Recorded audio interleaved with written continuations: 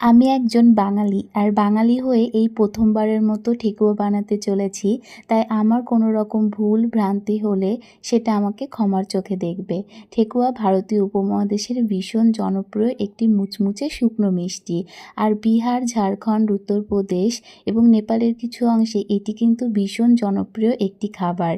আমি এর আগে মাত্র একবারই ঠেকুয়া খেয়েছি, তবে আমার সেবার খুব একটা বেশি ভালো লাগেনি।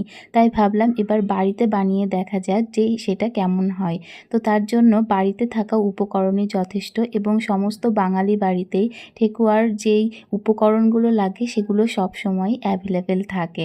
বাঙালি হয়েও ঠেকুয়া বানানোটা মোটেই সহজ কাজ নয়, কারণ কোনোদিনও আমি বানাইনি। আমি ইউটিউবে বিভিন্ন রকমের চ্যানেল দেখে এটা বানানোর চেষ্টা করেছি।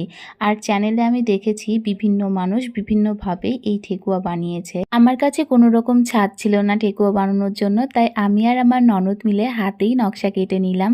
আর বাড়ির সবাইয়ের খেয়ে রিয়াকশান কিন্তু ভীষণ ভালো ছিল, কারণ এটা ভীষণ মুচমুচে হয়েছিল।